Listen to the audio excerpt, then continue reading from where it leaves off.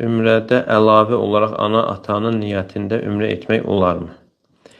Ümrə belədir, ümrə istəyir həcc olsun, insan birinci öz yerinə etməlidir, öz yerinə etdikdən sonra başqasının yerinə edə bilər. Yəni, başqa səfərdə, başqa vaxt müstəqil olaraq. Yəni, öz yerinə etməmiş, başqasının yerinə etməsi bu doğru deyildir.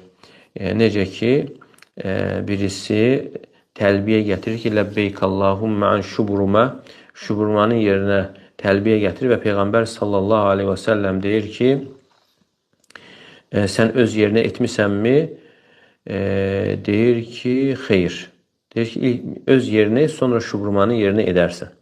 Deməli, bu da onu bildirir ki, yəni başqa insanın yerinə etməsi üçün ya insan dünyasını dəyişmiş olmalı və yaxud da yəni elə bir halda ola bilər ki, o yəni ümumiyyətlə getməsi mümkün deyil. Səfər etməsi və yaxud da minikdə getməsi mümkün deyil. Elə bir insanın yerinə edilə bilir. O ki, qaldı, yəni bir insan özü gedə bilərsə və yaxud da onu kimsə apardığı zaman yardım edə bilirsə, gedə bilirsə, onun yerinə ümrə və yaxud da həcc olunmur. Yəni həcc və yaxud da ümrə o insanın yerinə olunur ki, o insan artıq dünyasını dəyişib. Və yaxud da dünyadadır, həyatdadır və elə bir haldadır ki, onun yəni həcc və yaxud ümrəni yerinə yetirilmək iqtidarında deyil. Yəni xəstəliyinə görə, acizliyinə görə, zəifliyinə görə.